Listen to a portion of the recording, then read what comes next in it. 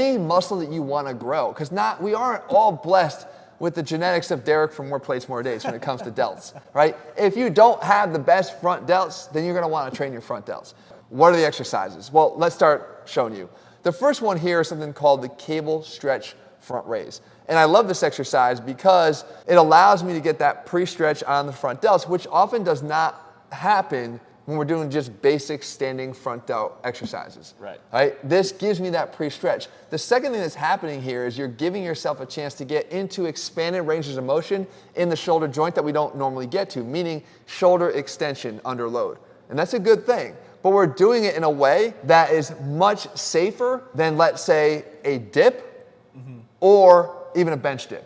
Now, I like the dip and I like the bench dip. But again, certain people don't have the strength to get into that bottom position of the dip and be able to stabilize the shoulder in that position. The front anterior shoulder capsule can be very vulnerable when your entire body weight is being used to do a dip. So unless you're limiting the range of motion on that, then it's not the best way to stretch and get into extension at the shoulder joint. Same thing with that triceps dip. I've showed modifications on a bench dip of having to rotate your arms out and get your chest open to be able to handle that exercise more effectively. Would you say that training your front delts and strengthening your front delts would actually help carry over to the dip or the bench dip or something like that, to where you can handle those stresses? Yeah, because you'd have more stability in those bottom positions because you have increased strength there, right? A lot of that is an isometric hold and being able to support your body under those conditions. But I would do this exercise because it gives me a chance to do that, not to mention that pre-stretch reflex that we get, again, which tension under load is a great way to build the muscle more effectively.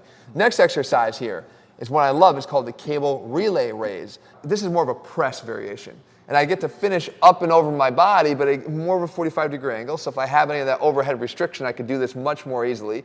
But I also get this really nice extension under load on the front delt again, right? And get that shoulder extension in the joint. So this is another way that I can do this. The third exercise here is the seated incline dumbbell front raise. So what's happening here, Jesse, with the incline position? You're getting more stretch on the front delts. Right, starting off with more stretch. The only thing I don't like about this as much is I don't have as much of that tension in the bottom position, right? So you'd have to actually not go completely straight down to still have a little bit of tension on the front delts to get the benefits of that. But you're still gonna get some of that stretch on the front delt because of the position of the bench, putting you in that starting position.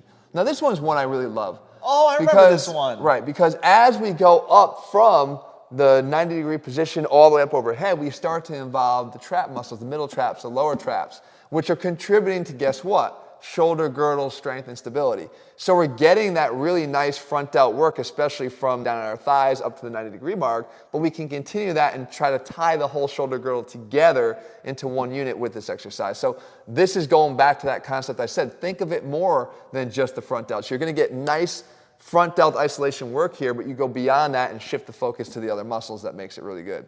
Overhead pressing. I love overhead pressing. You're not going to get away from overhead pressing. I just said before, it might come at a different time in your journey depending upon how orthopedically ready you are to do it.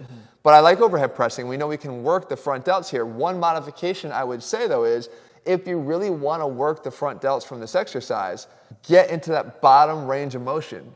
Open up the chest and bring this down. Now there's a benefit from a hypertrophy standpoint, especially in the middle delts, to keep the range of motion higher, where you have more constant tension. You're not letting it kind of get to the bottom where some would say is a bit of a rest. But if I have a pause at the bottom of an overhead press, also is a good way for me to build strength once again in the front delts. Right, because you're eliminating momentum and you're limiting the stretch reflex because you're sitting in that position for a second, right? Right, yes. And then finally, I understand again that not everybody is orthopedically ready to press from day one, but there are variations of pressing that are going to give you a chance to actually still train your front delts. And we're talking about a landmine press or a Viking press. So I'll start with the Viking. The Viking is where you have a specialty bar like this. You still attach it to a landmine press, but now it's just really a preference of grip, whether they want to have a shoulder width neutral grip or whether they want to have your hands together like this in the landmine press. But I love this because you can load up the weight here. It does not have to be heavy, and you're still able to kind of press up and away at a 45-degree angle. And again, it's not actually even just front delt work you'll get here. You'll actually get some of that upper chest work too, because those muscles function very similarly when we get towards these upper ranges of motion. Right. It's why there's such thing as a front delt chest tie-in, because Yeah. the muscles have a shared function right here around the delt.